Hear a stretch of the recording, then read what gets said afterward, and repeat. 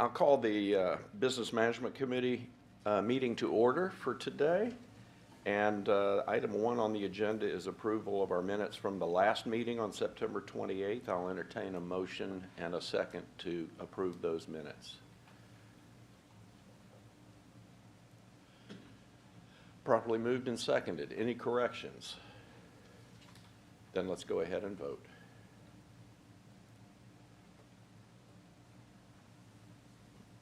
The resolution passes. Minutes are approved. Next item on the agenda is a resolution authorizing the solicitation of proposals for the procurement of an enterprise customer relationship management system, RFP P50420. Charlie Jackson, Senior Director, Customer Experience Innovation. The floor is yours. Good morning, Chair Durrett and Mr. Greenwood, Mr. Hurley, and members of the committee. I'm here today to request the advance of an RFP to replace our current CRM system. And before I do that, I wanted to just give you a brief understanding of why this is so important to the agency. Every day, tens of thousands of customers interact with Marta, with frontline employees, with our customer service desk, our mobility, scheduling rides, and we collect a lot of this information, our customer information management system. And so this is a RFP to replace the current system. Next slide. So I'm going to briefly go through what our how we engage with customers, the background of the current CRM, a brief proposed project summary, and what we plan to do going forward. Next slide. So here's just some of the information regarding how often we interact with customers. We've got everything from emails and text, our lost and found in our customer service department, our ride stores, TMA parking, helping people with breeze issues, quite a lot throughout the agency. And a lot of this information is stored in our existing CRM system and is used throughout the agency every day to make decisions on ways to improve customer service. Next slide. So we want to fully engage with customers, and that's part of the reason why we've labeled this an enterprise CRM. We want to expand it to supporting not just our call center, but all of the departments here throughout the agency. And our current heat system tool that is used by customer service is almost 20 years old. So it's been scheduled for replacement, and it was put into the FY24 capital budget. So we have the budget, and we're asking for it to go forward with an RFP. Next slide. So we wanted to improve on how we collect information, how we disseminate information, how quickly our departments are able to react to customer issues, customer complaints, and gather even more information from our customers. The RFP anticipated costs are going to be between 1.1 and 2.2 million, and that includes the cost of purchasing new software licensing, services to implement it and integrate it throughout the agency, as well as up to 8 years of operation and maintenance. Next slide. So from an enterprise perspective, what we hope to do with the new software is to expand it to all of the touch points that a customer may be interacting with Marta, and expand it and integrate it better on the back end. If you look at the bottom of this slide, you'll see some of the various systems that contain customer information here at the agency. And a lot of these are individual silos of customer information. We'd like to consolidate those all into one enterprise level CRM so that then we can improve what we know about customers, but also the way we engage with customers on a daily basis. Next slide, please. Our next steps here are, we began last year with doing discovery, putting together all the requirements, figuring out what it would cost to put in a new system, and our next step is committee and board approval to issue an RFP. Next slide. So with your permission, staff request approval of Marta Business Management Committee resolution authorizing the solicitation of proposals for an enterprise customer relationship management system. And with that, I'll turn it back to Mr. Durrett. Thank you very much for the presentation. I'll entertain a motion and a second to put this on the table.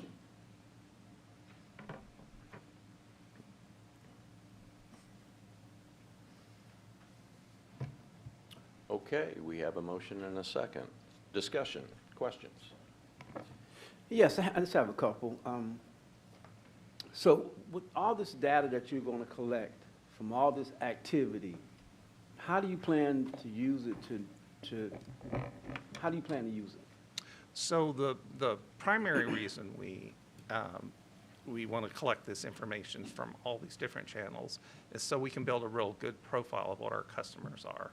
So we have bits and pieces of information. Say a Ms. Johnson calls and she wants to know where her bus is on Sunday morning because she's on her way to church, but she might have called 6 months ago about trash cans or some other issues or put an email out there. So we want to really develop better customer profiles and then collect that and then aggregate that information so that we can talk about, well, here are some things that we're seeing in common across our entire service area and opportunities for us to improve. And I think that's exactly what I was wanting to make sure we focused on, because you got a lot of data, and if it shows you a lot of activity going in some direction, it just lets you know that there's a problem, and somebody needs to be able to look at that and make a decision. Will this also include the collection of, we have a lot of people who, at our meetings, they send in, they can't be in person for public speaking, and they send in their questions and all that activity. Will this capture that in some space where we can keep history of that? Ideally, yes. Any way a customer interacts. So if we're out in the field doing community meetings, we'd like to pull that information in. If we're doing online surveys or emails or social media, any way that a customer interacts with Marta, we would like to pull as much of that information into this one system. Okay, and so when all this is done and collected and we have this information, is this something that you're going to report to the board on how we're doing with this customer experience? Is that some of the thoughts behind this? Yes, we use our current CRM today to report out metrics based on how many times people call and what are the primary issues and what are the things that are unresolved out there. But this will greatly enhance and improve our ability to do that and report out on a daily as well as a monthly basis directly for internal operations, but also to the board. Okay, all right. Thank you. Al? This system is going to replace bits and pieces of probably 2 or 3 or 4 different places people get this data and use it separately. I know you don't have this on top of your head, but I would like to think between the cost of people's time and all of these bits and different pieces of software that could potentially offset this cost, or maybe more than that. I'm just making a comment, but I don't think you've done an analysis, but I know we have a lot of smaller programs out there that grab things in bits and pieces.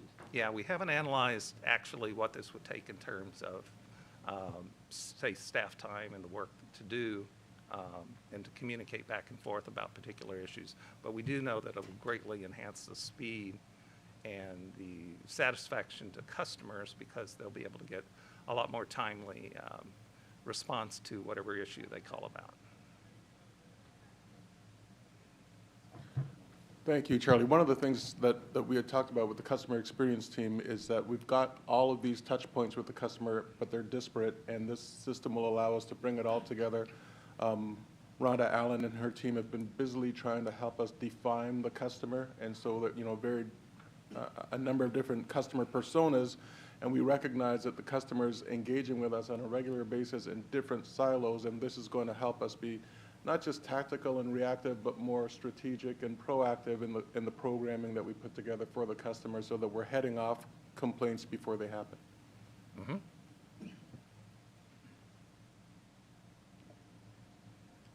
Okay, I see there's no more questions, so we have the resolution before us. Let's go ahead and vote.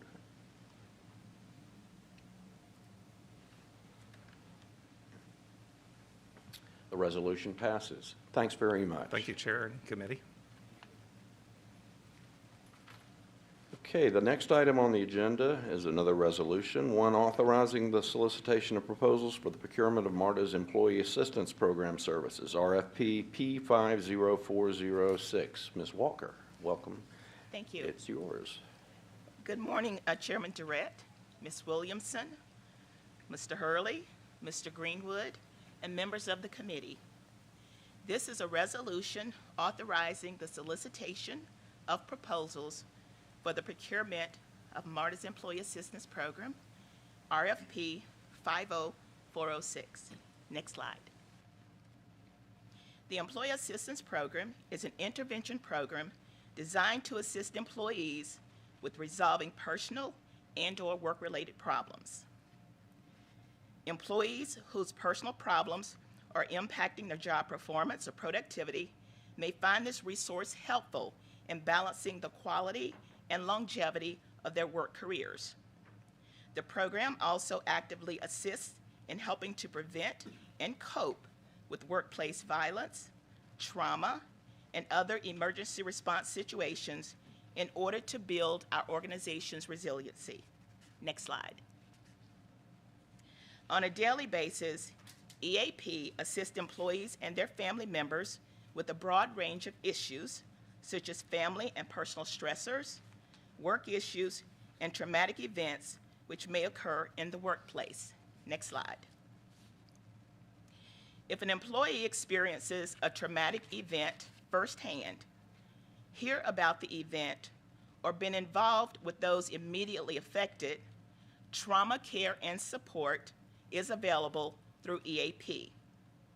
Employees have immediate access 24 hours a day, 365 days a year, and can receive services on an urgent basis for counseling to help them immediately deal with their emotional reaction to the event.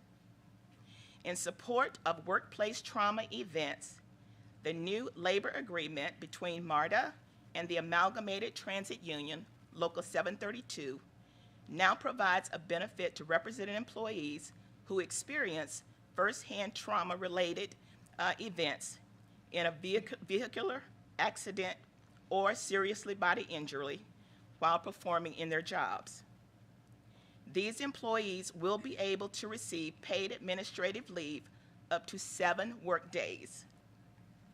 This paid trauma leave provides time for the employees to deal with the incident, which includes seeking EAP services. Next slide. Based upon the most recent EAP data from Anthem EAP between May 1st, 2023 through July 31st of 2023, the utilization rate for all EAP contacts was 13.9%. The utilization data includes employee household service requests, management consultations, management referrals, training participants, and critical incident response participants. The bar to the right in gray is the benchmark, which compares Marta's utilization against Anthem's book of business with same or similar products in all industries. This means our employee population continues to learn about the value of EAP, and use of these services continues to grow. Next slide. Let's look briefly at what employees' needs are in terms of help from a service standpoint. In terms of overall combined categories, a total of 83% of the employees are seeking EAP for personal and family reasons, and 17% for work issues and concerns. Next slide. Marta has taken an approach of providing integrated dimensions to support our employees' overall well-being through the use of our group health benefits, workplace wellness, and EAP. Employee assistance offers an initial gentle step and introduction to mental wellness. This step is through a simple call on a 24/7 basis to an 800 number, where an employee can easily be guided to a licensed counselor either close to home or close to work. Employees currently receive 4 free visits at Marta's expense through this program, which can be seamlessly integrated into the behavioral health component of their group health from Anthem or Kaiser for longer-term services if needed. Next slide.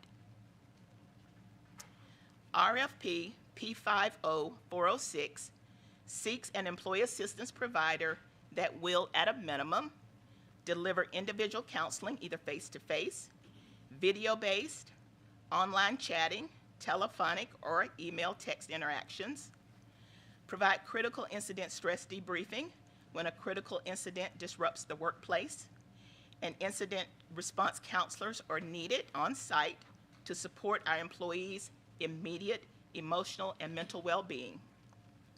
Provide legal consultations for wills, power of attorney, estate planning, criminal or family matters.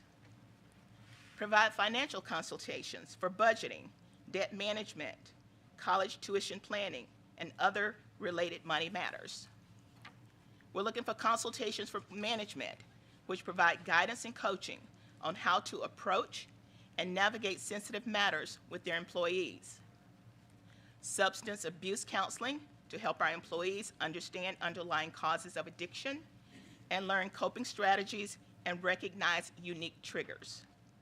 And of course, offer cutting-edge EAP mental wellness training and seminars on emotional wellness, family, personal, and workplace effectiveness, resilience and stress management, financial well-being, and a host of other trending topics. Next slide.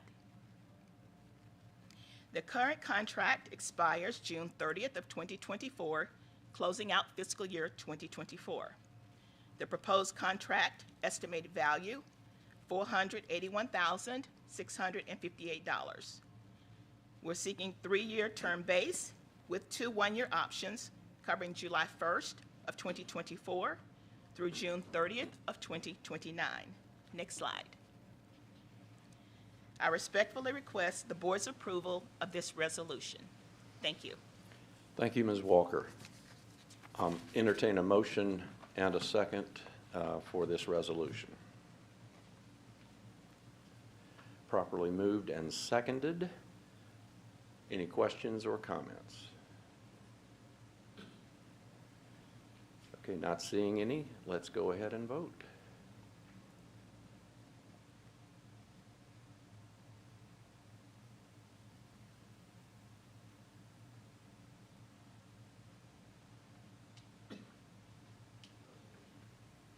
The resolution passes. Thank you very much. You know, Marta's vision says it's people taking people where they need and want to go, and so we were just addressing the people and the people. So now let's get to the dollars and cents of it all. So Greg, you are going to give us a briefing on the fiscal year 2023 September financial highlights and financial KPIs. And since our accounting does go down to the penny, we have plenty of sense.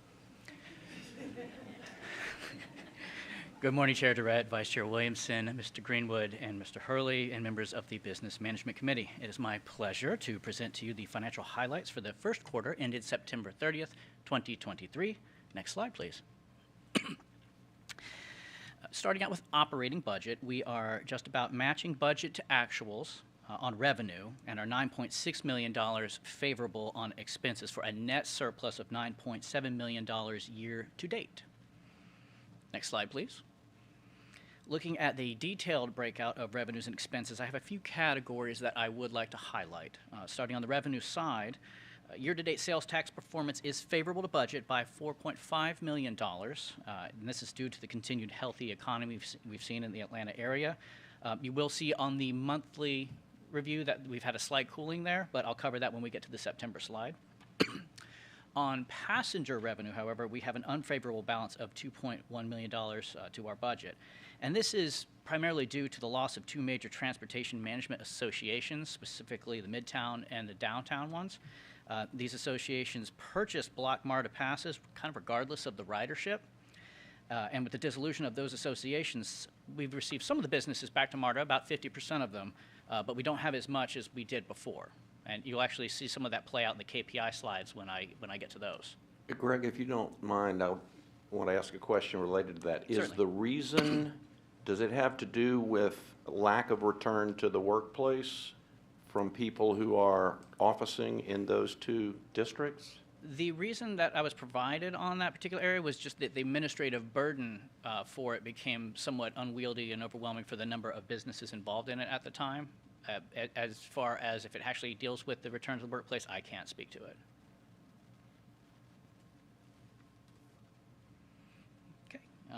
Okay. Other revenues, as you can see, were unfavorable to budget by $2.3 million, and that's due to a timing of the alternative fuel rebate. We had planned for it earlier in the fiscal year, but we're expecting it to receive it in November or December, so we should see it on the next quarterly presentation.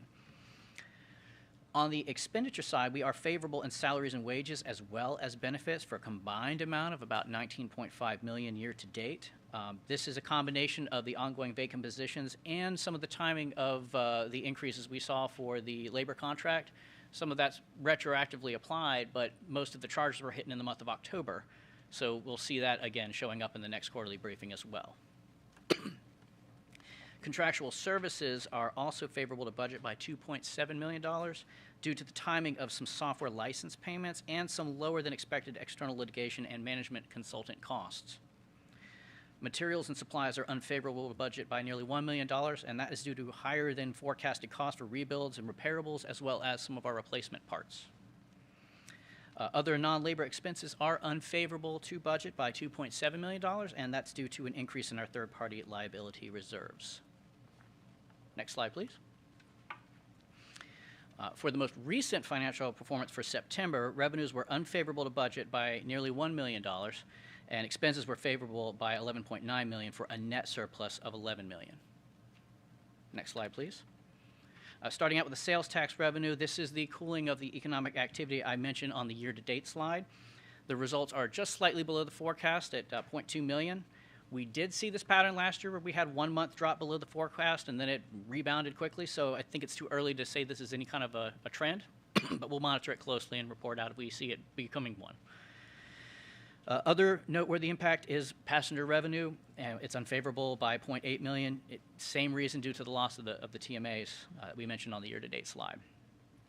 On the there we go. On the expenses slide side of it, salaries and wages as well as benefits continue to be favorable for a combined $18.2 million, and that's as of 559 positions vacant, or 11.5% authority-wide.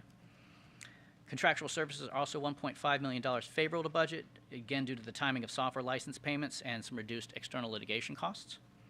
And lastly, other labor is $2.1 million unfavorable due to the increase in third-party liability reserves. Next slide, please. All right, key performance indicators for the first quarter. Next slide. As you can see on this slide, passenger revenue is under the budget by that $0.8 million, and the prior September by $0.2 million.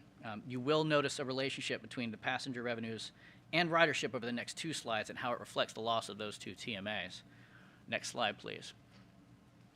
As you can see here, bus ridership continues to lag slightly below the forecast, coming up to about 100,000 unlinked trips below the plan. This partially contributes to the loss of revenue, but as you'll see on the next slide, please, rail ridership's actually been on target or slightly exceeding the forecast. So overall, ridership is pretty stable. The larger contribution to the lower than expected ridership revenues is due to those block passes no longer being sold to those TMAs. Next slide, please. I will now turn the highlights over to my highly esteemed colleague, Mr. Christopher Jackson, for the capital highlights. Thank you. Thank you, Greg.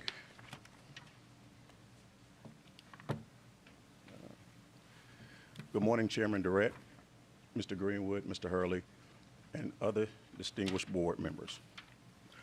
I'm Christopher Jackson, the Director of Capital Budgeting, and I'll be walking through the capital highlights for the first quarter of FY24. Next slide, please. The first slide is indicative of our first quarter performance as it relates to the state of good repair. We had a carryover balance of roughly $67 million against a budgeted amount of $5.4. Sales tax revenue accounted for 67.3%, as it relates to a budgeted amount of $64 million. Federal funds actually accounted for 12.8 against a budget amount for 21 million. If you notice in this column, there is a negative variable, and that negative is associated with, we budgeted for $21 million in federal funds, but we actually received 12.8, and that's kind of a trade-off because we had underspending for the first quarter. Going down to uses, station and facilities leads this category with 10.5 million. Other talking points, we have a systems category was $5.6 million as related to a $29.5 million budget, and vehicle finishes out the category with $7 million spend as it relates to a $24 million budget amount. Cumulative with debt services actuals and CIP expenditures account for $70.1 million against a $52 million budgeted amount for the first fiscal quarter. Next slide, please. I have a question before you get. Yes, sir. On this slide here, so the beginning balance, help me understand that again, the carryover for that. Why is it so, why is such a large amount? What was not included in the previous Well, budget? I'm sorry. You have a beginning balance of 67.7 million that was, Certainly, Mr. Frierson. So the beginning balance, when we were forecasting what we thought we were going to end the year at, right, we were assuming, okay, we would have a $5.4 million carryover. We did that fairly early in the budgeting process. What ended up happening is because we had some underspending towards the end of the year, we ended up with a higher beginning balance than we had originally planned. So Okay. that's what you see there in the actual. okay. So underspending of the budget left a balance to carry over into this Yes, sir. particular quarter. Okay, thank you. All right. Thank you, Greg. Next slide, please. The next slide before you details the top 10 expenditure projects as it relates to state of good repair. Leading this category is the cab planning, which for the first quarter expensed roughly $5.8 million against a $13.5 million budget, followed by our Marta facility relocation project, which expensed about $4.5 million against a $14.1 million budget. And next is our track renovation, which is expensed about $3.6 against a $29 million budget, and so on and so on. Next slide, please. The next slide before you details the sources and uses as it relates to the City of Atlanta More Marta program. Sales tax actuals actually accounted for $13.9 million against a quarterly budgeted amount for $13.2. Others revenues accounted for roughly $1 million against a $1 million budgeted amount.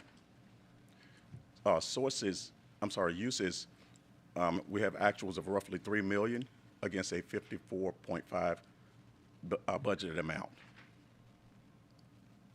Next slide. Before you, the next slide details the top spending projects for the More Marta Atlanta program. This category is led by the Capitol Avenue Summer Hill BRT project. For the first quarter, actuals came in at roughly $1.7 million against a $48 million budgeted amount for the quarter. 5 Points transformation, $1.1 million worth of actuals budgeted against a $6.2 million budget. Then we have Cleveland Avenue ART, was roughly $0.1 million against a $30 million budget amount. For the complete category, we had actuals for the first quarter for More Marta that reflected $3 million against a $141 million budgeted amount. Next slide. The next slide deals with the sources and uses for Clayton County. Sales tax actuals were actually $8.6 million against an $8.2 budgeted amount. Other revenues accounted for $1 million against $1 million budgeted amount. Uses actuals came in at $1.1 million against a $7.2 million budgeted amount. Next slide, please. The next slide details the top expenditures for the Clayton County More Marta program. This category is led by the Clayton County Maintenance Facility, $0.6 million against a $1.7 million budgeted amount for the quarter. The Justice Center followed next with $0.2 million against a $1 million budget amount. Clayton South Lake BRT, it shows zeros, but it was during the calculation, we did have a spend on it against an $18 million budget amount, and the same for Clayton County SR 54 BRT. So actuals for the first quarter for the Clayton County program account for $1.1 million against a $25.9 million budgeted amount for the first quarter. Next slide. Thank you. Thank you, Christopher. Thank you, Greg. So, Christopher, you were given the unenviable task of demonstrating with data that we're not delivering on our capital program. And I don't know, to what extent, Kali, we can get into that here, but I think it's really important that the board, the full board, understand what we're doing about this so that we're not going to have uncomfortable presentations such as this one in the future. I'll let you respond to that. Thank you. First of all, thank you, Christopher, and thank you, Greg. Good detail on that. We have looked at this in detail. A lot of the information that Greg got to present was all, as you say, Jim, positive in terms of the operating budget. The capital budget is one that we went into knowing that there were challenges. We started, in the last 2 years, recognizing that our capacity to spend has been inhibited, and we've started to make some serious organizational changes to address that.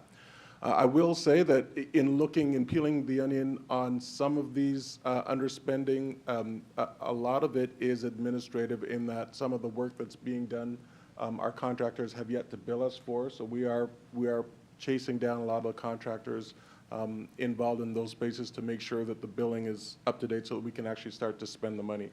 I also understand that September is traditionally lower when we start talking about our capital spend capabilities.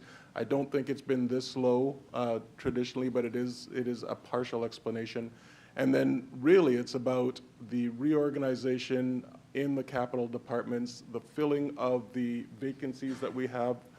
Carrie, help me remember, it might have been 80 or so vacancies that we have that we are actively filling, and I heard something recently about the number that we have filled in the past month or so. So it's encouraging. Maybe Carrie has the details. You're more than welcome up, Carrie. But it really is enhancing the workforce, getting the contractors to get their billing cycles up to speed, and then executing on the work, which is our third filled area. Yeah, absolutely, Kali. So this does not indicate in any way the amount of work that is actually going on. So there is a lot of work being progressed, a lot of these, especially the expansion programs, that are moving forward. As Kali indicated, we do have a shortage of people. We've gone from 95 vacancies to 85 within the capital program within the last few months. We have several of those positions that have been interviewed, and there's offers moving forward on them. So we're very glad to have some of those positions being filled soon.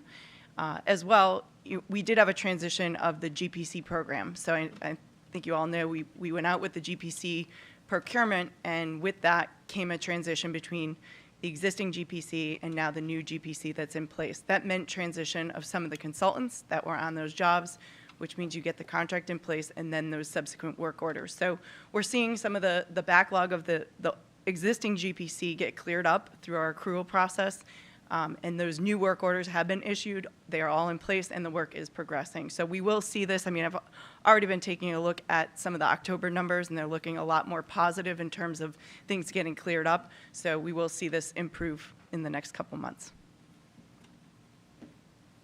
Thank you, Kelly. Thank you, Carrie. Let's go in order. Jennifer Ide. Thank you. Yeah, I was sitting here thinking that Ms. Jones and Ms. Williamson and I are going to be in big trouble, that these projects aren't moving forward. So I'm glad to hear that progress. Where did we end last fiscal year as far as these capital projects against budget? 250, 253. Would you like me to?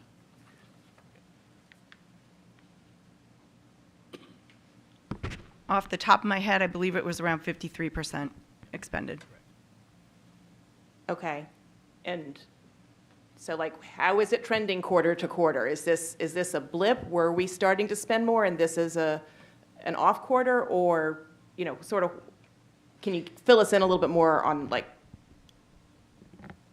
if we were at 53% last year, why we're at 2% right now. Yeah, so we're, on the state of good repair side, we're at roughly 8% so far this year expended.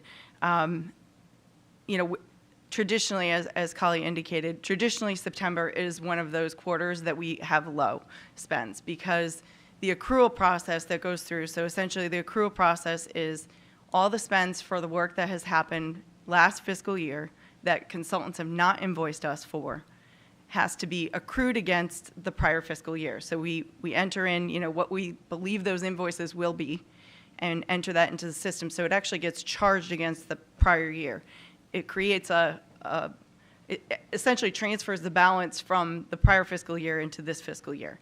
And then once those invoices come in, the accounting team, you know, clears those through so that it balances and it's charged to the right fiscal year, if that makes any sense. So we tend to have this, if we don't get the bills from the consultants, then we can't pay them. And that becomes one of the biggest challenges for us at the end of a fiscal year. Many of our task orders are written on a fiscal year to fiscal year basis. And you know, I'll use the JRMT contract as a prime example. They have a number of different subconsultants, right? We have not seen any of their bills for this particular fiscal year. When we get to the end of a fiscal year, they have to go out and issue brand new work orders for that next year to each of those subconsultants. And that's a process that does take some time. Once they issue those, then each of those subconsultants has to come back with their invoices and then compile that into a single invoice. So every year annually, especially on that contract, and I'm just using that one as an example, we tend to have a 2-month invoice that comes in for July and August, and that gets processed through the system. So we do make some catch up. This year in particular, though, is low. We had underspends on some of our major projects. I look at the top 10 major projects as kind of, it's like 75% of our budget. The new rail cars has been underspending in the past 2 years. I mean, that's one of our biggest budgeted items. Station rehab, same thing, has been underspending annually. You'll see we reduced the budget this year because there's a lot of CMAR work to go out. We're getting some particular challenges with track allocation and getting that work done because you have competing projects, right? We have track renovation, the TR4 project that has that priority to get the track replacement done. And sometimes our station rehab projects are not able to progress as quickly as we'd like them to. So we're running into a number of those challenges. I'm just giving you a sample of what those are in executing the program. But again, we're trying to work to coordinate with operations and others better, make sure our consultants submit timely invoices because, you know, the 3-month backlog doesn't help. And then there's delays to projects. So 5 Points, for example, we wanted that project to be in construction now, and we've run into some NEPA challenges. So when you're not spending construction dollars, those are the big ones that we anticipated and we're not spending. Okay, I mean, I guess that's part of what I'm trying to figure out of what part of this is an accounting issue and what part of this is a shovels aren't going into the ground issue. I mean, I will assure you, we have been paying our invoices on a very, very quick basis. Our OLA system on average is paying consultants within 25 days on average, which is fantastic. I mean, it's you know, we've never been there before. Yeah. So once the invoices are coming in and the consultants have their audited overhead rates and all of their rates approved, it's very, very quick for us to process those. But I will say on the project side, it's again, delays, and many of them are not within Marta's control, right? We awarded the Summerhill contract, and the negotiation with that contractor, because we had a single bid contractor, had a lot to do with insurance, and I know we came back to the board and we had to add some insurance, so all of those pieces take time when we really had wanted shovels in the ground at that point. So again, the construction dollars are the big spends, and as soon as we can get these things to construction, the better, and we will see this improve. Summerhill is under construction now. Cleveland Metropolitan is out for bid. 5 Points, we're working ourselves through the NEPA process, so hopefully we continue to see much more of that forward progress. There's a lot of good things that are happening to move the needle, but I agree with you. It's something that we're constantly monitoring to make sure that this is progressing. All right, thanks. And I'll add to that, there have been a number of conversations on the More Marta City of Atlanta projects that just we had to work our way through those conversations and those decisions with our partners and our peers in the process before we could actually say, go ahead and start putting shovels in the ground. So It's a matter of measure twice, cut once, and you know, we're just about finished with the measurement part. A lot of conversations, a lot of agreements have been reached at this point. So like Carrie, I'm very optimistic that we will see the big construction-related dollars start to eat up this deficit. Al? I realize this is a very complex program, and there are a lot of moving parts. But just looking at the big picture there are all sorts of things that impact some of these numbers. But I'll go back to the shovel and dirt work versus the consultants' CPMO program. Maybe they can be late getting invoices, but those construction contractors have to pay their subs, or they'll have to pull off the job. So I find it strange that we have problems getting billed from contractors doing the actual work on the ground. Just an observation. You don't need to defend it. And I could be wrong. And the second thing, we talked about vacancies, but the reason we brought in a CPMO team was to support the staff from Marta and get all this done. And I know you've got a good team in place, but to me, the CPMO team is responsible and should be responsible for delivering these projects. And the numbers are not there right now, and I know there are all sorts of reasons. So I'm not trying to throw stones because you've got some great people in place. Just an observation. Valencia? My question is related to South Lake BRT. You mentioned that there is a spend there. We know that. Why isn't it reflected yet, and when will it be? That one's on accrual, right? Yeah. So that one, the spend is not reflected because there's an outstanding accrual. So some of those invoices have not hit that we anticipated hitting. The former consultant was AECom. We're trying to get their last invoices in because their GPC contract ended. So we're working on that. We do have VHB in place to progress the project. And we've also progressed, and I know I saw some of the payments last night, that we've progressed the feasibility study for the airport connection. And so I believe we've paid just over $200,000. But you don't see that there because there was so much in the negative accrual piece.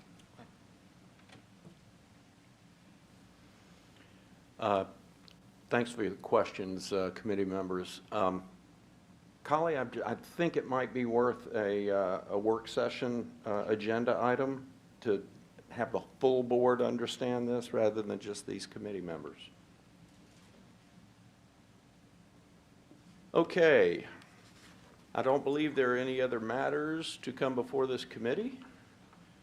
So with that the case, thank you to all of you that presented the resolutions for our consideration and the briefing.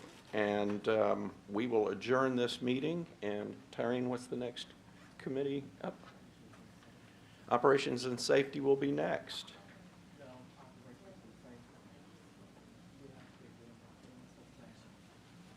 Oh, because of quorum issues? Okay.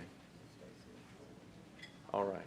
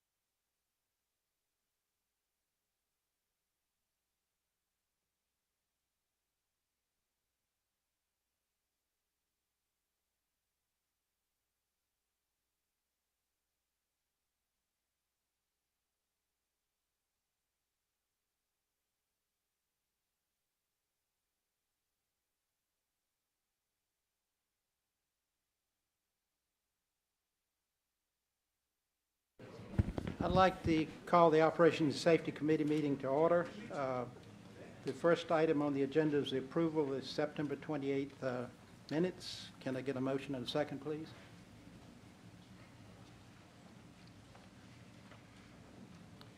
Moved by Williamson, seconded by Durrett. Can we please vote?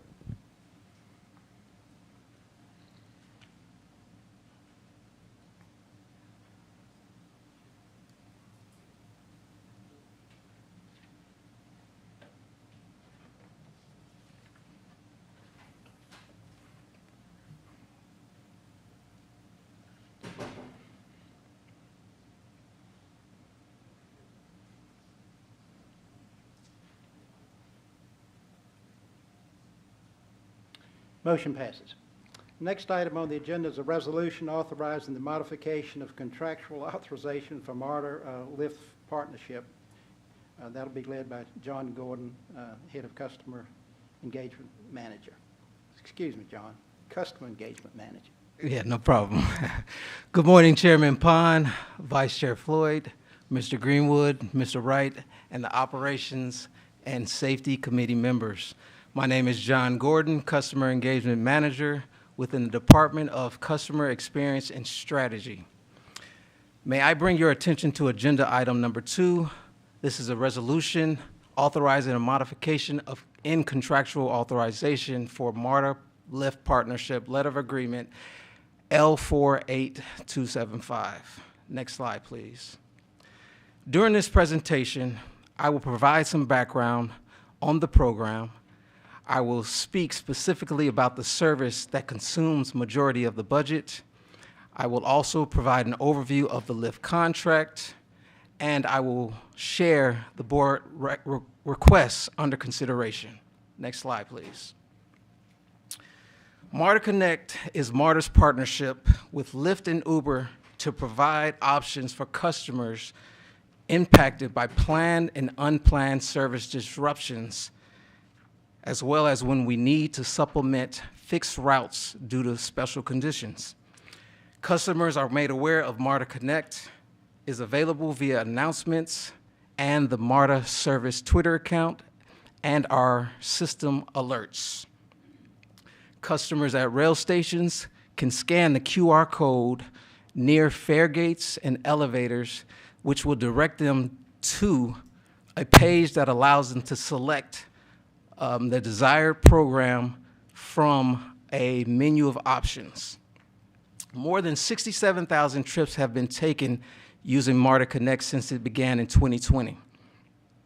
Planned rail disruptions, such as track renovation shutdowns, account for approximately 4% of all trips taken. Unplanned service disruptions, such as rail power outages, similar to what we experienced earlier this week, on the East and West line, account for approximately 16% of all trips taken. As I mentioned, we also activate Marta Connect for special services. You may be aware that Bus Route 183 was modified to address residents' safety concerns in the Niskey Lake area. To date, more than 900 trips have been taken using the Niskey Lake supplemental service.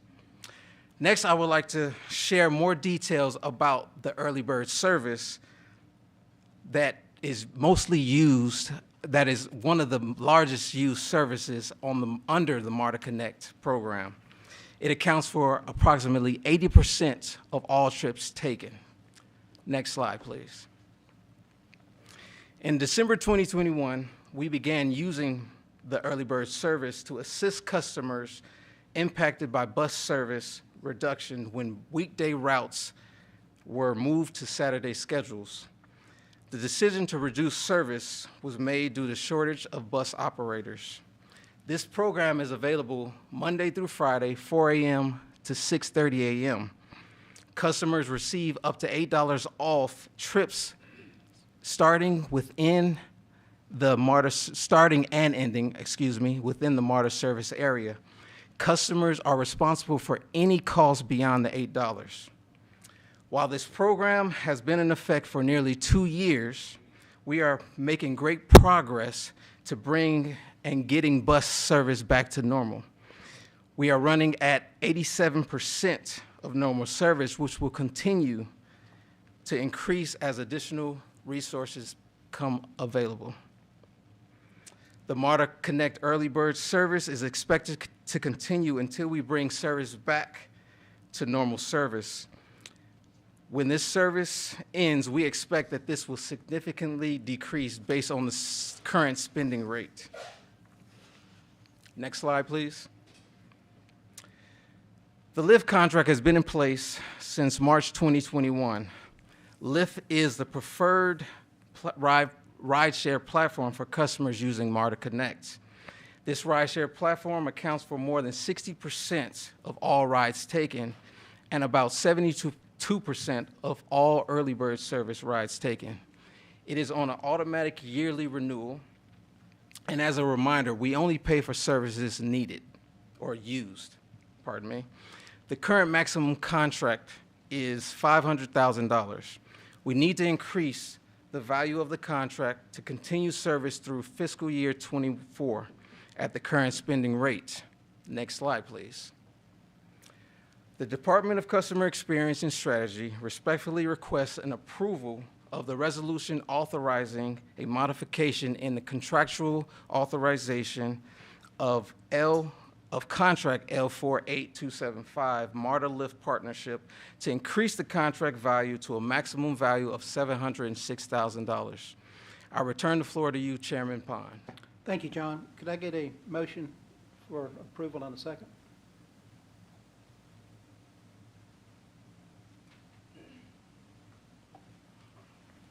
We have a motion by Hartage, a second by Frierson. Any discussion or questions from Mr. Golden? Yeah, Chairman Pond, I have one. I have a couple. Sure. So this service is just for Lyft, so it does not, it doesn't use Uber also? Yes, no, actually, Marta Connect is a partnership with Lyft and Uber. So Okay. customers have an option to use either rideshare platform. Okay. And the flat fee is for both rideshare, $8? Well, so the $8 is up to $8 for the early bird service. Right. Yes, Okay, for both correct. for both services. All right. Okay. And so help me understand this, the early bird service again. The reason why we're providing this service is because buses don't run that early? Well, it was due to some of the, so at one point, we had the bus routes that were moved from the weekday routes Okay. to a Saturday schedule. So therefore, we had to supplement using Marta Connect as an option to provide those customers that are impacted. So we utilize it from Monday to Friday from 4 a.m. to 6:30 a.m. Okay. Question, Colin, you might be able to help me with this one. So the ride is from where the person would have got on the bus, and it takes them to our station, is that right? Is that where the connection ends? Yeah, I think it's actually closer to home, and then taking them to connect to a rail station. Rhonda's. Yes, correct so me if I'm wrong. it's actually, they can start or end within our MARTA service area. So within our MARTA service area, they can use the early bird service within. So if they start from, say, outside the service area, but ends within the service area, then they are able to utilize the $8. Okay, so this, So the objective, again, was that there are some individuals who maybe have an early work day. Because we moved to Saturday service, that meant that they didn't have that same connection on the weekday. We can't necessarily determine which bus, because all the bus routes were impacted at that time, or a majority, I should say, of the bus routes were impacted at that time. And so it was very difficult to kind of figure out exactly which bus stop someone would, want to stop from and where they're trying to go. And so we wanted to make it where individuals were able to connect inside of our service area, so it's a little bit broader. But we are looking at ways to maybe streamline it. But I believe for the last time we checked, nearly 40% of these rides, though, were occurring within a quarter mile of a bus route, right, walking distance of a bus route. So people are normally trying to get within our service area or where their bus would have been picking them up at. okay, all right. All right, great, thank you.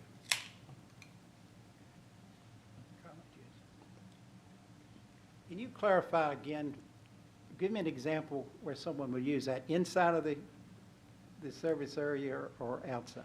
So we can't pinpoint where everyone's coming from. However, so if you're starting within the service area and going outside of our MARTA service area, you get the $8. However, if you're outside of our MARTA service area and coming into the MARTA service area, say going to the airport or going to Lindbergh Station, you also receive that $8. Yes. So yes. So you can't. So for instance, if you are outside that service area, you can't get the $8 if you're staying outside of the service area. So you only get the subsidy if you start or end within our MARTA service area. That clarifies it. Yes, start and end. Mr. Durrett? Is this really all focused on the 15 bus routes that are still operating on a Saturday schedule? Because that is how this is set up, right? So it's still set up so that it's all within the entire MARTA service area. Because again, we know the 15 are down, and so I guess maybe every quarter or so that we look at the bus routes, we kind of reduce that number. But there's no real way of actively determining that these 15 routes or this is the route the person's going to take. So right now it's still open to everywhere in the bus service area, everywhere the MARTA runs. But it is really dedicated. It's really open for those who are impacted by those first 15. But there isn't really a great way right now to say that someone whose bus, went back to normal service in July is still not using this. To be honest, yeah. So is the expectation that once we get all of the bus service operating as it should with a weekday schedule, that the program would be suspended? The early bird service program would be suspended, yes. So where the 80% of the funds are being spent. And again, we don't expect that there's much fraud or abuse that's happening because this is, again, only open Monday through Friday, 4 a.m. to 6:30 a.m. So people are using it, and maybe that they haven't gotten off of their normal course, right? When this program started in December 2021. But there's not a lot of folks that are kind of out there just joyriding, at those hours of the morning. So they're going somewhere likely between 4 a.m. and 6:30 a.m. I'd give you that the majority, yeah, but there could be some people that are leaving clubs about that time and thinking, I can get $8 off my Lyft ride. Okay. That's correct. Thank you. I do have one more. Go ahead. Any other questions from Mr. Gordon? Yeah, I have one more again. So we also provide this service as a bridge when our buses go down, right? So yes, we use it for certain for our rail for unplanned and planned disruptions, service disruptions. So normally it's usually used for the rail disruptions, but like I mentioned earlier, we also use it for special services such as the Niskey Lake disruption.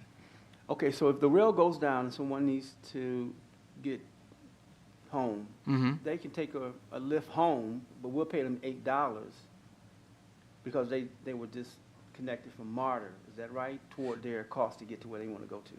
Well, so when it comes to the unplanned disruptions, those the costs may vary when it comes to that. So that cost may be anywhere upwards to $10 or $15. But when it comes to that, it will be they can get home with a subsidy from MARTA.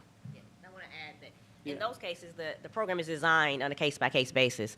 So if we're doing a bus bridge between, let's say, Avondale and Eastlake, we would then design the program such that you would be maybe one station away, able to travel from one station away or within that certain area, right? So you'd likely only be able to connect with one of those ride shares within a quarter mile of one of those affected rail stations. And so it was not a broadly open, but we make sure that we design it such that it matches the service that we're providing on the bus bridge. Okay, all right. Thank you. Any other questions? If not, can we please vote?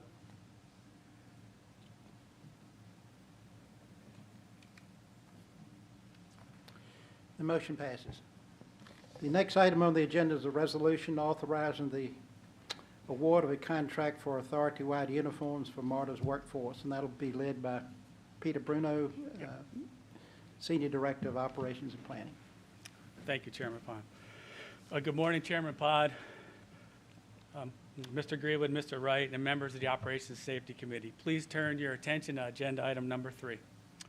I am requesting approval of a resolution authorizing the award of a contract for the procurement of authority-wide uniforms for MARTA's workforce, IFB B50238 to JWE Incorporated. This IFB bid submitted by JWE has been deemed responsive and responsible by the Office of Contracts and Procurement and Operations Planning. In addition, the MARTA Office of Diversity and Inclusion has reviewed JWE's DBE bid and determined a 10% goal was met. Next slide, please. Before I get into the specifics of the IFB, I just want to give a brief overview of MARTA's uniform program. In the most recent year closed, 2022, roughly 3,000 MARTA employees ordered approximately 32,000 unique uniform pieces, if you will. That's roughly 10 uniform pieces per employee. That spreads across 22 unique business units, office departments, so forth. So as you can see, MARTA's uniform program is quite expansive. And relative to uniform guidelines, that's really broken out really by our 2 employee classes, represented employees and then non-represented employees. The uniform guidelines for represented employees are really specified in our collective bargaining agreement with ATU Local 732. In that agreement, as it discusses uniforms, standards for each craft are specified, the amount of allowance determined by each craft is outlined, eligibility at employee anniversary is spelled out, and there's a small stipend for laundering. The uniform guidelines for non-represented employees is much broader, a little more flexible. The standard and eligibility is established by business unit management. You might have research and analysis, or customer service might decide how they want to go about outfitting their employees in uniforms. And annual expenditures are governed by operating budget authorization. Next slide. And now turning to the solicitation specifics for the IFB. A pre-bid conference was held on August 23rd, 2023. Bids were received on September 6th, 2023. A public reading of bid results was held on September 7th, and 27 companies secured the IFB document. We received 1 bid. The proposed bid amount for base years 1 through 3 is $4,645,803.34. The proposed bid amount for option year 1 is $2,382,493.66. And finally, the proposed bid amount for option year 2 is $2,382,543.88. So this brings the total bid amount for base plus option years to $9,410,840.99. And as I mentioned, the 10% DBE goal has been met. Next slide. Just a little bit about JWE and their DBE partner, Flying Leap. JWE was established in 1988 in New York City, and a few of their relevant clients to the authority include American Airlines, JetBlue, Radisson Hotel, and Busch Gardens. So you can see they have a broad base of clients relative to uniform provision. One of the very good elements, something we're very excited about with JWE's bid is a rollout of their online employee management portal. For the employees that find it easy to order online, maybe that use Amazon a lot and are savvy, they'll be able to go on the online portal. Actually, they can set up a profile and they can order uniforms from there. There'll be online catalogs, so that'll make that very simple. One of the other good things is each employee, a represented employee, gets an allowance. So for instance, if their allowance annually is $200, that particular order, maybe they only spent $175. Then when they go back to access their online profile, they'll see they have a credit of $25.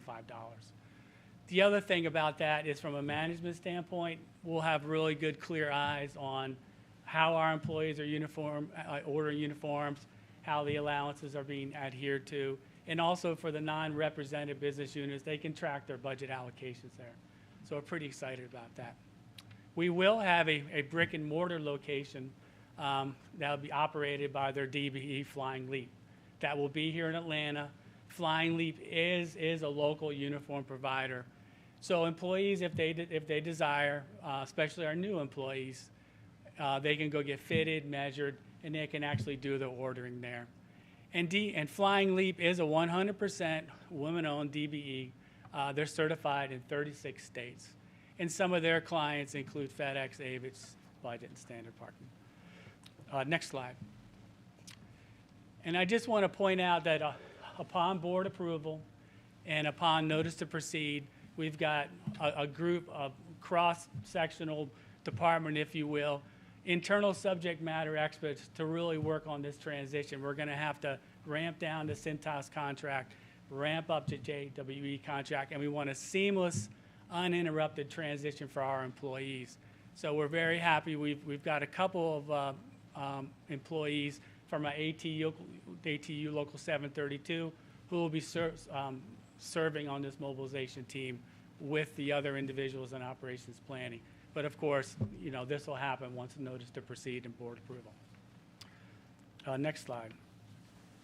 So in closing, I am requesting approval of the resolution authorizing the award of a contract for procurement of authority-wide uniforms for Marta's workforce, IFBB 50238, in the amount of $9,410,840.99 to JWE. And with that, Chairman Pond, I turn it back to you. Thank you, Mr. Bruno. Could we have a motion and a second, please? Moved by Blakely, seconded by Durrett. Questions for Mr. Bruno?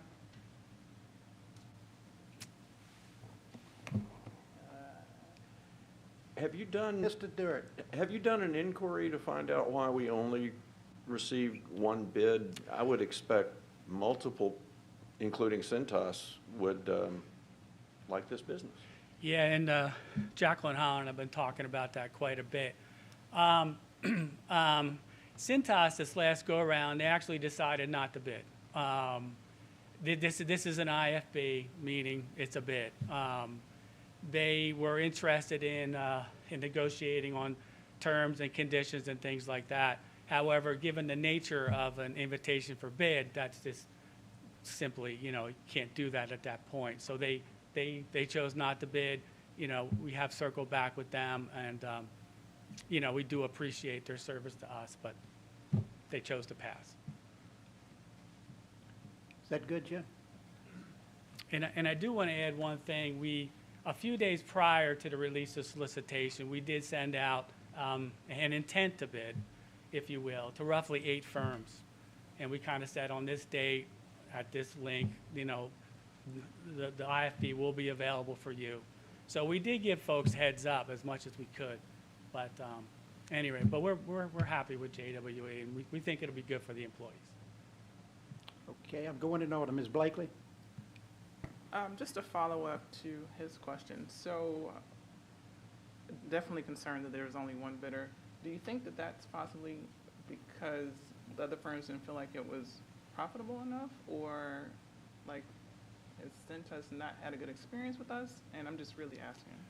I'm not quite sure. I mean, I think, you know, it is quite a large contract, although these firms, as you can see, the hotels and things like that, this is not new to them. So it's unclear. Jacqueline, I don't know if when you phone folks up, if you got any information. Good morning, Chairman Pond, Mr. Greenwood, Mr. Wright. Ms. Blakely, we did reach out to Cintas.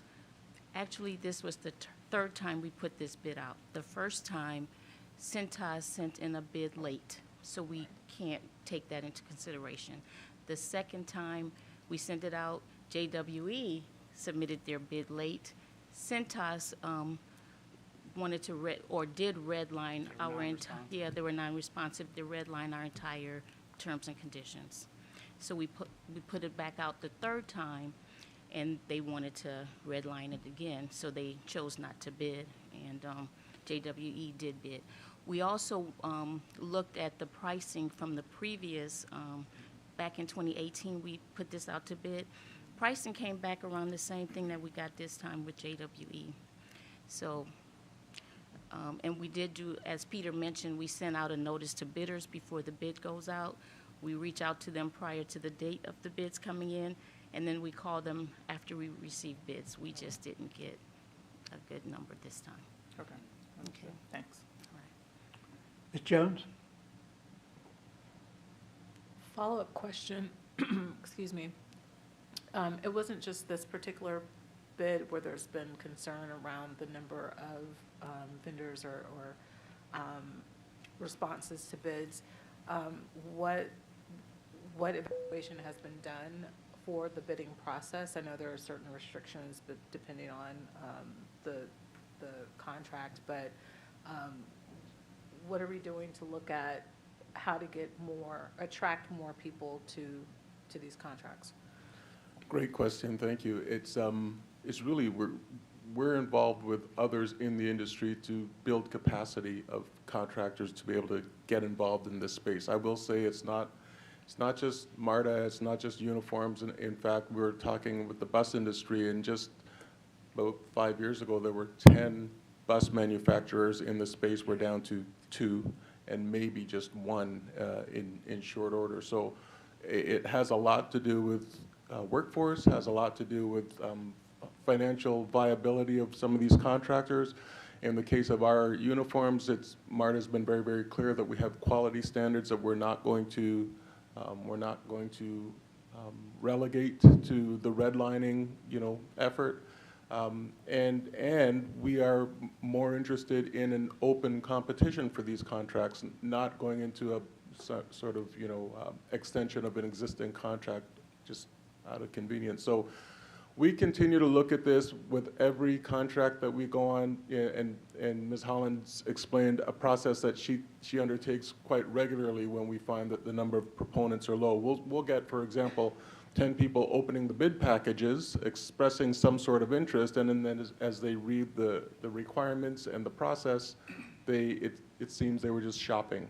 But when it gets down to serious bids, this is not unique to Marta. It's something that we all continue to look at. Any other questions? Not, can we please vote?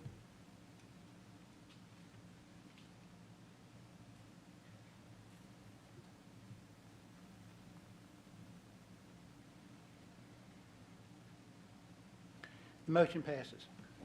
Thank you. The next item on the agenda is a resolution authorizing the solicitation of proposals for the procurement of mobility services, and that'll be led by Thomas Dross. Thank you, sir. Dross, I think. No, you did just fine. Drost, just so everybody knows, yeah. Good morning, Chairman Pond, Mr. Greenwood, Mr. Wright, and members of the Operations and Safety Committee. Take note before I continue. This is my first appearance before the committee. Been with Marta 5 weeks now. Thank you. My name is Thomas Drost, and I'm the Deputy Chief of Bus Operations. May I direct your attention to agenda item number 4. This is a resolution authorizing the solicitation of proposals for the procurement of mobility services, RFP 50407. Next slide, please. Let's talk about a little bit about the background. So Marta operates mobility services that are compliant with the Americans with Disabilities Act. The service area is within Fulton County, DeKalb, and Clayton. Also within 3/4 of a mile of each of our fixed routes. Currently, we have 2 prime contractors that are working with Marta staff to deliver this service. Also, this service is vital to transit overall. Our most vulnerable customers really rely and depend upon us. Next slide, please. There's four functions listed here that I want to give you some background on that we're asking for the solicitation. Operations. Just so you know, within the operations department, this consists of the hiring and training of operators. monitoring the driver's performance, managing the daily functions that are performed. The two contractors that are performing this currently are TransDev and A National, which is our DBE certified contractor. The maintenance piece of this function includes the preventive maintenance, the repairs, the daily repairs of our vehicles, any road service issues that we have out in the field. And right now, TransDev, they have a fleet of 186 vehicles, and A National, their fleet is 53 vehicles, and each of those contractors maintain the maintenance on that fleet, on their respective fleets. Then, to me, one of the more vital, they're all important, but the scheduling dispatch section is vital to really our performance. This function includes creating the routes and manifest for the next day. And then also the day of, you have the live dispatching. The live dispatching are the individuals who are talking to our operators out in the field as things happen to those operators, whether it's cancellations, traffic, and the different issues that happen, and they're jockeying the clients from vehicle to vehicle to try to give them the best experience based on those variables that are happening. And then last but not least is our eligibility and training portion. We evaluate the applicants for the service, and if and when they're approved, they come to our training facility, and then we show them how to use the service effectively. We show them the different variables that they're going to encounter on a daily basis, whether it's, the different types of ground, how to board and alight the vehicle, the different type of weather conditions, what a bus stop is actually like. So super, super important there. Next slide, please. Here's what it looks like today. What I'm displaying here is the base contract expiration dates. As you can see, in a matter of 6 to 8 months, all of the contracts are going to expire. But I also want to include, this is just the base. There are option years for each one of these areas. Also, in looking at the mobility services, we also taken into account, as part of the solicitation, we're considering the bus network design and the implementation of on-demand mobility services as well. Next slide, please. And just to recap, the Department of Bus Operation respectfully requests the authorization to solicit for RFP 50407 mobility services. Next slide, please. With that, thank you. I turn it over back to you, Mr. Pond. Thank you. Could I get a motion and a second, please?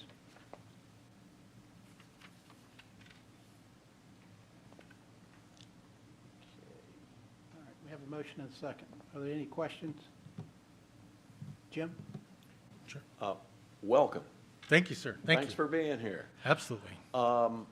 So you mentioned toward the end there that those were the ends of the contract, but there were follow-up. There's option years with each one of those sections. Okay. Correct. So are you expecting then that what you will do is see what we get back in terms of responses and compare those with the option years that we have with TransDev and A National? Right now, as we look at the timeline, we're really going through a deep dive and to really understand the pitfalls that we went through with the original contract that we have in place, and then without giving that 100% right now, it looks like we're going to go ahead and extend the base years, then go ahead and put the RFP out. Receive that information, and also with extending it for the 1 year, we could end it at any time. So just depend on the timing of that. Okay. And just for the record, like our eligibility and training, that portion of it, those folks there are doing a really great job. So not everything is troublesome in this world. So yeah, I hope that answers your question. Okay, thank you very much. George, we talked about 6 months is not very long for a contract of this complexity, and we've had issues and challenges in the past, so maybe you could share your thoughts on using this time to think through it in detail and develop a much stronger RFP? Yes, sir. Again, I think as Thomas has indicated, we want to really use the those option years really as a bridge to really look deep. Lessons learned, I think he referred to it as pitfalls or things like, but just make sure that we demonstrate learning with the next solicitation to ensure that, you know, the outcomes that we receive are the ones that we desire and that they're, you know, much more predictable than they are right now. So this is really an opportunity to do it right. Well said. Any other questions? Can we please vote?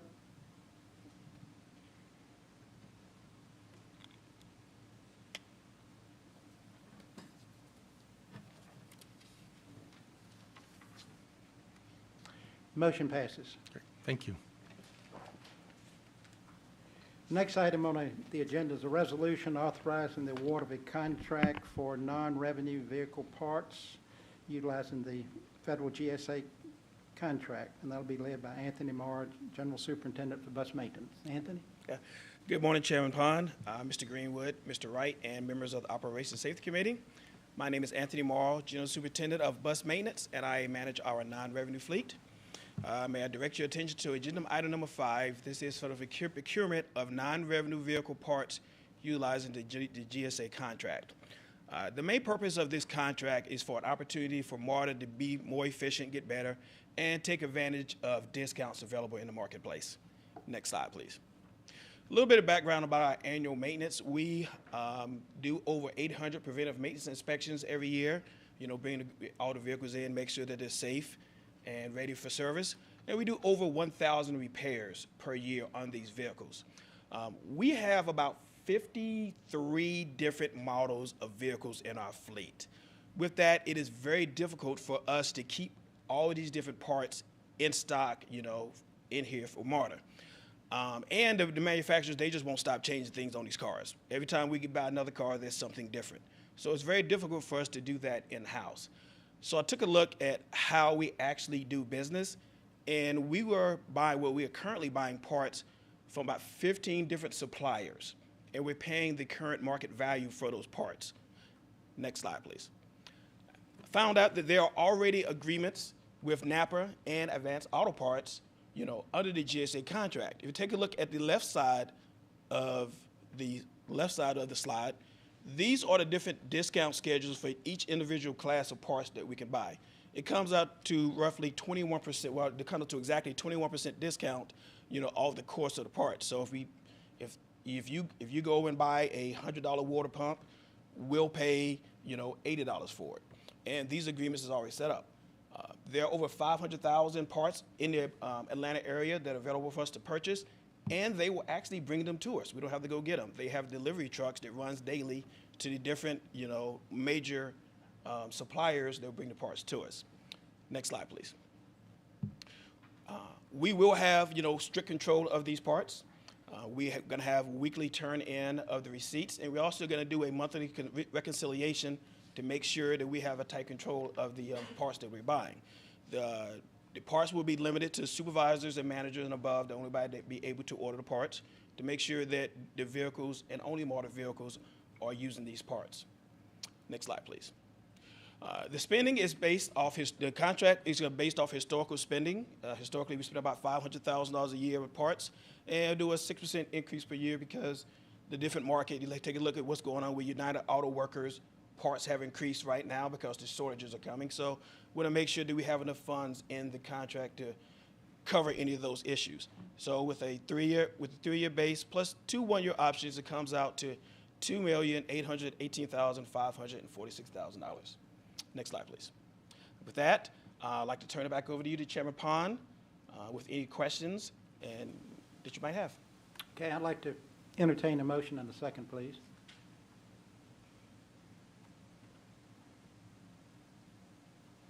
Moved by Durrett, seconded by Hartage. Questions? from Mr. Morrow?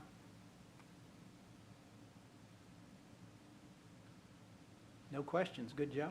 All right. Thank you. Could we please vote?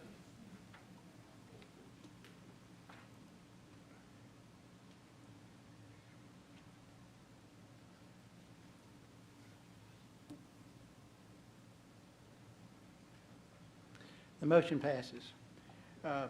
Under other matters, in your packet, there's information for the August key performance indicators, and that's for information only.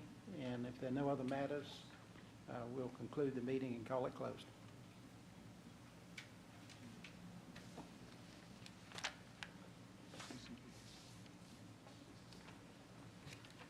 figured you wanted to kind of solve.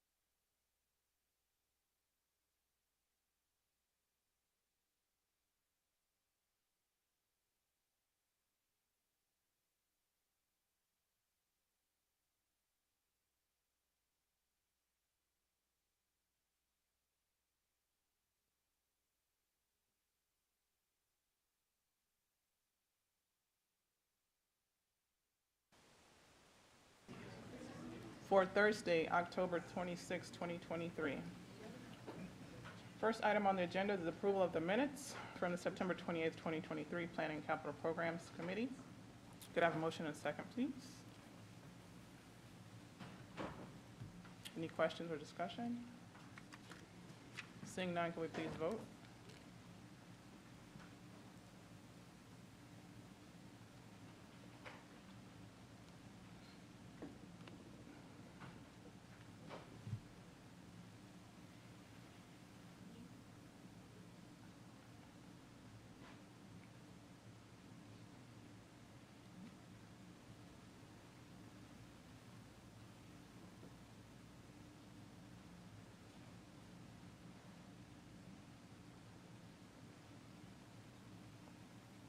Motion passes.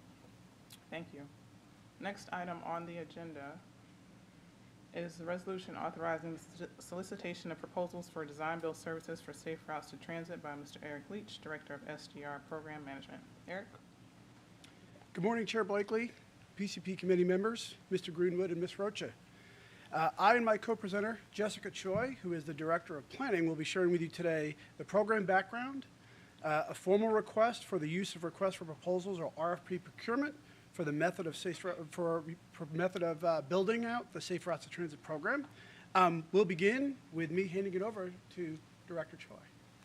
Thank you, Eric. Good morning. Can we go to the next slide, please? Thank you. Safe Routes to Transit is a project that recognizes that many of our passengers begin their trips on transit by walking. The overarching purpose is to provide infrastructure that improves pedestrian safety to and from our bus stops. We'll be looking at a variety of improvements at the bus stops that includes sidewalks and ADA ramps. In some cases, we'll also be looking at medians and pedestrian hybrid beacons. We'll be looking at bus stop locations across the MARTA jurisdictions, but specifically at 3 congressional districts where we've received federal congressional earmark funding. I have a slide on that in a little bit. We go to the next slide, please. We'll be progressing on 7 initial sites as the first batch of projects. These sites are largely on the US 29 corridor or Roosevelt Highway. These sites align with pedestrian safety issues that were raised by the mayors of South Fulton in late 2022. We identified a priority site in each of these 7 South Fulton cities, and the mayors concurred with these locations in early 2023. We're currently coordinating with the Georgia Department of Transportation, who owns the right-of-way for most of these sites, to hopefully progress them forward this year. Next slide, please. The Planning Department is going to be leading the site selection and the prioritization methodology for the bus stops themselves. We'll be considering a lot of different factors, as you see on the slide here, the first of which I want to recognize is equity. We also want to look at potential site locations that don't require a land acquisition or right-of-way acquisition. We're looking for low-cost capital improvements for these bus stops. We'll also be leveraging tools and plans from our partner jurisdictions and agencies, such as the City of Atlanta's Vision Zero plan, which created the regional high injury network that looked at areas where bicyclists and pedestrians, there's risk for safety. We're also coordinating with the Georgia Department of Transportation. They're actually undergoing a statewide bus stop crossings improvement project looking to improve safety for bus stops statewide. Next slide, please.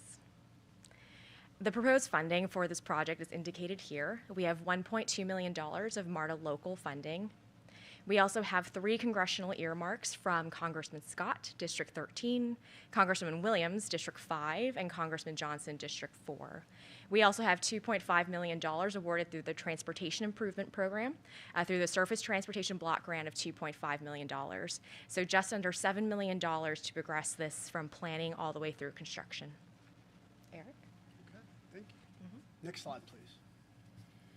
So we wanted to provide you a snapshot of what planning and capital delivery has done to date, moving forward for the remainder of fiscal year 24. As you can see, the planning team has assembled the process for rolling out the overall program right up to mid-October. They started with the formal work with site selection. As they begin to select specific locations, they'll work with local permitting officials to ensure that those locations they've selected are permittable. The reason why we want to do this, it will shorten the overall timing from planning to delivery if we get upfront verbal approvals for those locations, as opposed to post-design plans getting denials and having to go back and start again. So we're trying to really shorten the time to get to construction. Once verbal approval is attained, the planning team prepares a 30% designs and specifications for each of the locations that have been selected and have gotten verbal approval. While the planning team is moving forward and assembling a mass pile of new locations, the capital delivery team will go forward with actively procuring a design-build contractor using the request for proposal or RFP method. We anticipate the completion and award of the design-build vendor at the beginning of the first quarter of fiscal year 25 based on past processes using RFP. Next slide, please. So we've opted to use the design-build contractor since the work itself is very simplistic for construction, but it does have an aggressive schedule and the volume of the locations they need to complete. Using this style of vendor will permit us to move swiftly from the planning effort and into full design and construction, as well as the permitting for the multiple locations that are planned.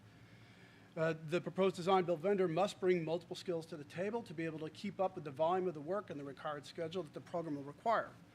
As you can see on the slide, we've got skills that are full design services, the management of each location, as well as the safety security certification per FTA regulations that they'll have to follow through with, and any needs for public engagement as we go through each site, and of course, full construction ability to be able to build all different types of necessary pedestrian connections. As we navigate through the formal procurement process, we'll work closely with Paula Nash in the Office of Diversity and Inclusion to ensure that we set a DBE goal for the design-build vendor that they can achieve. Next slide, please. So with that, we respectfully request the Planning and Capital Programs Committee to authorize the use of requests for proposals or RFP method of procurement for the selection award of a design-build contractor for the Safe Routes to Transit program. Thank you very much for your time and consideration. Thank you both. Could I have a second and a motion and a second to bring this before the board? Thank you very much. Questions and discussion. Mr. Durrett. Thank you. So we're talking about 7 locations? Is that right? Initially 7. All right, so we've got a little less than $7 million to spend in this program to deliver. You're saying initially 7. Help me understand, I'm thinking that's a lot of money for a single location, 7 of them. Right. So help me understand the magnitude of what we really are talking about. The initial 7 were highly needed locations based on the ridership in those areas, but what we're proposing to do is, as through each of the congressional districts, to look at potentially hitting upwards of 40 per location as we go through this initial and into future phases. So we have committed to roughly 96 at this point locations throughout the congressional districts. Right now, we're doing those highly needed 7, which we're actually getting into construction, final design and construction now, with a vendor that we have, that planning has, Autoco. So those are going to get done right now. The rest of it, well, actually, those 96 and future, hopefully beyond, we're going to do as we go forward with this new vendor when they come on. So planning will continue beyond the 7 to address all the different districts. And as they pick locations and go through, we'll actually increase and get to a minimum of 96 is what we're looking to do. Thank you. This is incredibly important, and you know, we're all about bus rapid transit in this corridor and all that sort of thing, but getting the system right that we've got out there right now is just so critically important. So thank you. I support this. Mr. Pond? 2 quick questions. Is staff, Marta staff doing the planning, or are we outsourcing or using our consultants to do the planning?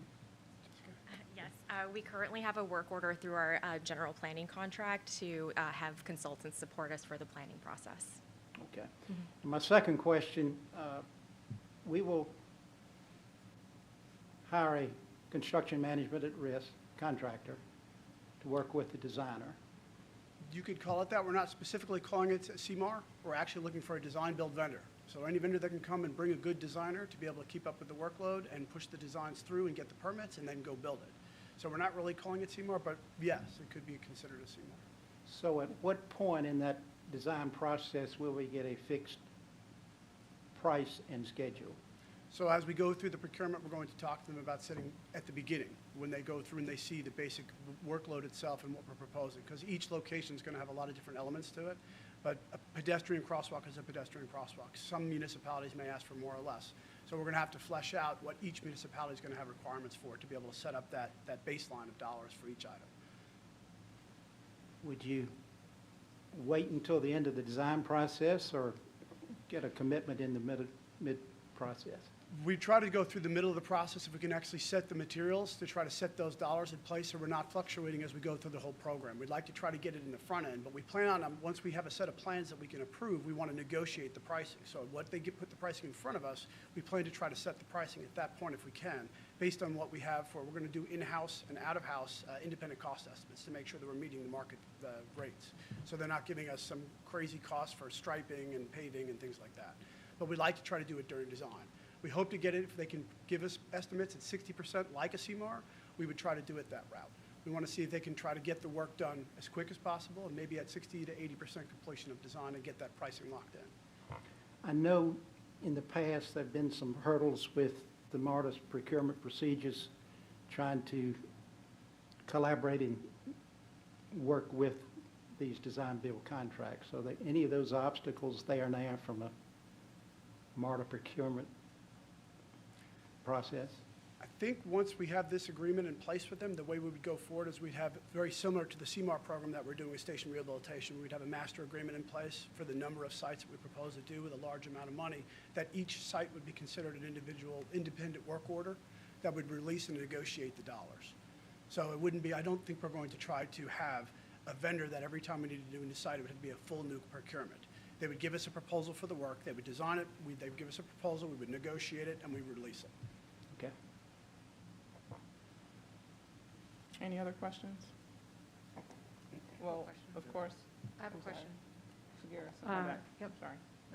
Thank you for this work. So I just want to get clarity that this timeline is for the 7 sites in South Fulton, correct? This, we just focused on this fiscal year because we were looking at the program to try to get these 7 sites, which the planning vendor Autoco is under planning contract right now. So we recognize those 7 sites were highly important. That's why we gave them to the Autoco contractor as opposed to waiting on the back end of the procurement of the design build vendor. So those are moving right now. So I don't know, you don't have to know the schedule for those getting done, do you? We're currently coordinating with the Georgia Department of Transportation, since it's largely in their right-of-way, to see how the improvements can move forward. So that's the stage we're at, the initial coordination. Okay. So with the other potential 96 projects, high level, you may not even know, but what type of timeline are we projecting for that? So we would like to try to get them all because they will be small projects. Essentially, we're talking crosswalks at the end of the day. We'd like to try to get them done each fiscal year if we can, but we're going to have to see what the municipalities for permitting are going to impact us. The design shouldn't be hard, but again, getting the permits for every one of those locations, that's really the biggest unknown.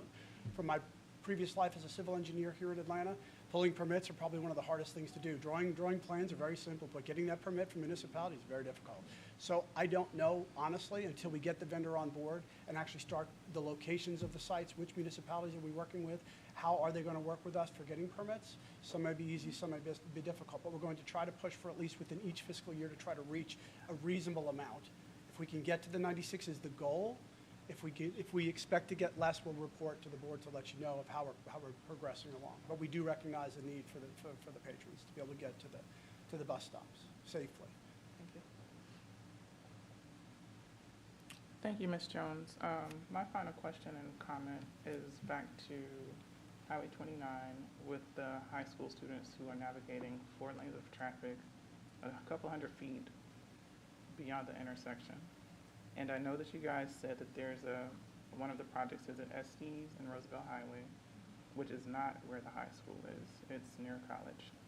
And across the street, there's a retaining wall. So we wouldn't have that issue of them crossing the highway there. So when you guys decided on locations, did you present the mayors and say, you know, especially for this one in Fairburn, this one, we're aware of that there are high school students who have to navigate 4 or 5 lanes of traffic at 55 miles an hour to get across the highway to our stop.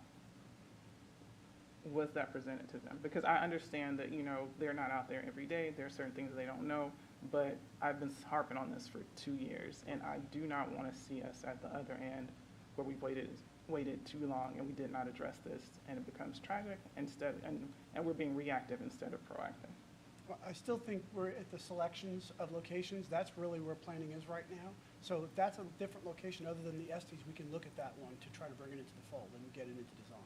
So It's Shaw Drive. It's literally the next street over. The next street over? Yeah. Okay, absolutely. We can make sure we look at that one as well and put that into the planning effort. Yeah, and again, thank you for the phone calls, emails, text message. I just haven't had a chance to reach back out. Sure. Thank you. We'll definitely look at that one. Any additional questions? No? Go you vote.